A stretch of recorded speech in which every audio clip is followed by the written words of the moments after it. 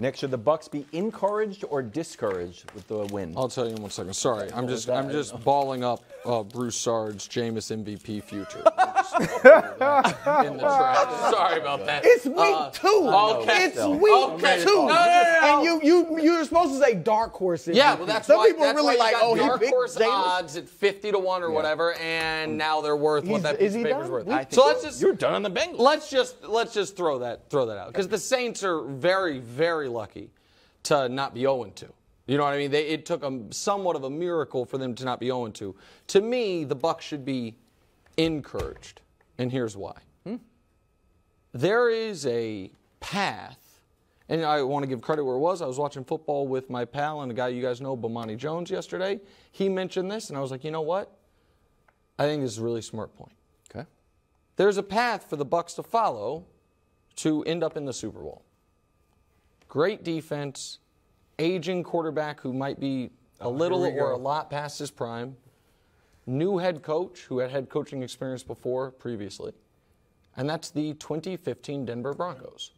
And the Broncos, by the way, listen, Brady is far better than Peyton was bad. Absolutely. Peyton was, I think, 9 touchdowns, 17 picks. Right. He was benched for Osweiler and then came back. Brady is nothing like that. But I don't think Brady's right now. I think that he's maybe a little distracted, dealing with some things, team's banged up. The offense is just going to have to try to make it, muddle through. But that defense looks pretty tough. Now, I don't know if it's 2015 Broncos defense, but if the offense is a little bit better, defense a little bit worse, it could work. And as we mentioned earlier, Greg, in what is an NFC where it's like, man, I don't know who to love right now. Maybe your Vikings, if they win tonight, maybe you look like the smartest man in America. But doesn't look like a team that is distinguishing themselves. I think the Bucs should be encouraged because I think right now, Greg, you can make an argument they have the best defense in football. And if you have the best anything in football, you should feel pretty good after 2 weeks. Quickly, before Greg goes, the smartest man in football, he picked New Orleans to get the Super Bowl. Okay. I did. Man, I'm just saying. You ripped me, but let him I know he picked Kirk Cousins. That's just a division. That's just a division. You're right. He's got New Orleans. You know what? That's a good point. I do, and they still. It's week 2. Okay, all right. So you with Jameis. But I'm with you. I'm encouraged. I'm actually very encouraged because well, we hell know. yeah, if they're beating the Super Bowl champs. Well, I'm just kidding. Go ahead. Sorry, my bad. Go ahead. I did not say the Super Bowl champs. NFC champs. That would be the Buffalo Bills. But anyway, they should be encouraged because when you have a guy like Tom Brady, who's obviously, we all expect him to figure it out, like get through it, figure it out. But you alluded to it. This defense is for real.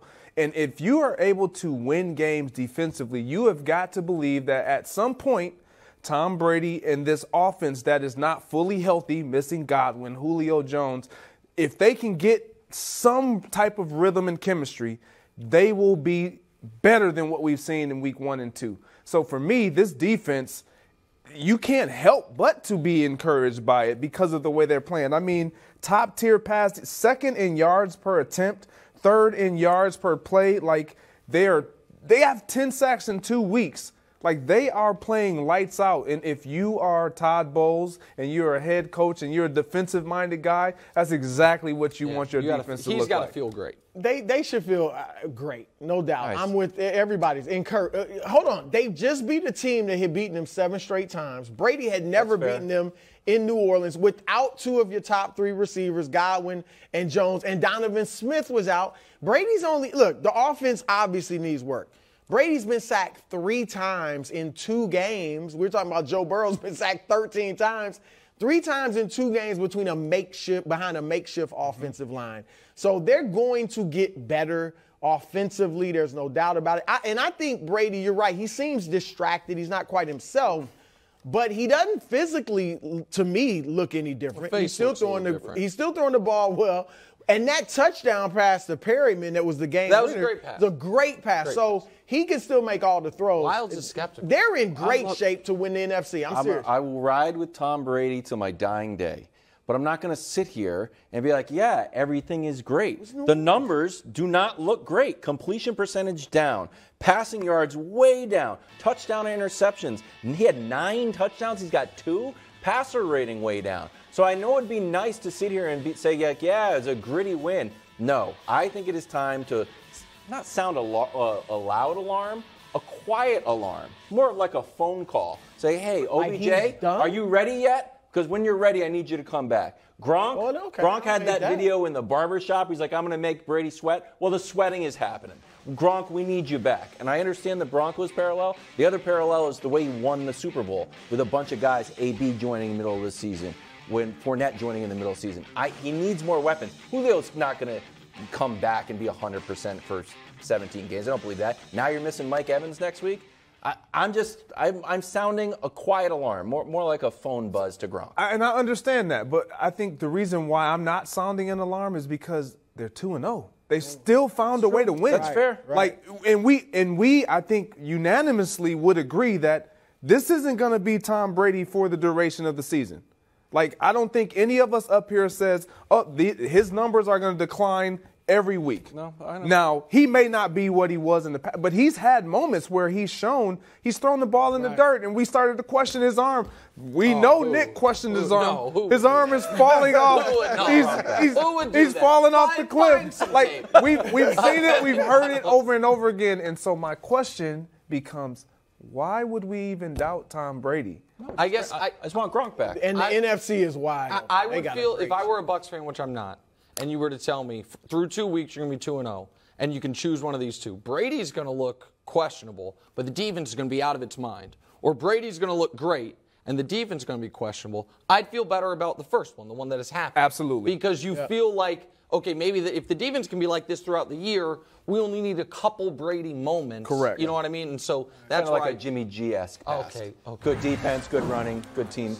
Hey, also a little Donnybrook during the game, bro. Mike Evans has been suspended for 1 game for his trilogy with Lattimore. Evans also caught on video saying, quote, if you can read lips, that's Tom Brady. What do you want me to do? This is so right. Then Bucks IG posting Brady and Evans. Mike Evans wearing a nice little Steve Nash jersey. Nice sign of solidarity, family. Brew, do you like the rationale of like, hey, I was protecting the GOAT? I don't like it. I love it. Look, this is what it's about, and I bet you Tom Brady loves it too. He'll be out next week. They may lose to Green Bay, but this one game is worth. Look, they obviously loved Mike Evans anyway, but he gets even more capital in that locker room now. Like he thought they hit Brady. They really didn't do anything to Brady. It was more Fournette. But I have no problem with a teammate defending teammates in this situation, even if it costs him a game. I don't have any problem with it. I actually do love it. I agree with you. However, was it necessary? Absolutely not. Mike Evans can't do that. He's their best player. You can't love it. No, because the reason why I do love it is because of everything that Chris is talking about. When you're talking about teammates and rapport and family and understanding that Brady hasn't been here. He's obviously dealing with things outside of football. But within this locker room, we're not going to let you divide us. I don't care who you are. Now, mind you, he has some issues with Marshawn Lattimore. Little bonus. That was exactly. The fact that it was Marshawn Lattimore incentivized him to go out there and just go and do it. Listen, first of all, Brady's got to pay his fine. He's got to give him the money. He's got to pay the fine and the missed game check. Brady's got to split him off for that. And I looked at Evans, one of the guys who they did a restructure, so his base salary is only $1 million. So it's not like no, seriously. I'm not going to tell Brady to pay his game check. He's making $1 million a game, but he's not. He's making like $80,000, so he can pay that. Here's the other thing. I think the NFL should have incorporated the fact he was defending Tom Brady and decided not to suspend him. Awesome, great take. Are you serious? Yeah, of course. When LeBron elbowed Isaiah Stewart, and Isaiah Stewart was losing his mind, if someone had gotten through the multiple walls and someone on the Lakers, had gone up and cracked Isaiah Stewart before they got to LeBron, that would have been, for the NBA's purposes, super helpful and useful and really good. True, but you still would have to suspend the guy. I don't know. I would have felt very differently than a regular punch. If Lattimore was yelling at Joe Flacco or someone else on the Bucs and it looks like he might hit him, it's like, okay, Let him figure it out. This is the face of your league, the greatest player ever. Mike Evans did everyone a favor by ending this. I don't think he should be suspended for it. Wow. What a take. He's defending the greatest No, player he ever, the needs most to be marketable suspended. player ever. Think the NFL is like, Mike Evans did us a favor here, guys. Brady was angry. Lattimore Brady's got a lot going on. understood. Brady might have been ready to throw. But Lattimore knew too. Like, what if Brady breaks his throwing hand because he's so angry and stressed out? Like, I think Evans did everyone a Lattimore favor. knew too it was Tom Brady because he didn't push Tom Brady. That's he right. Well, he pushed didn't have time. Fournette. Correct. He pushed Fournette, so he knew didn't too. He have wasn't time. going A couple weeks, Mike Evans has 20 targets. 20 yards. Thanks for watching. Subscribe here to get more from the show and to check out clips from other shows on FS1.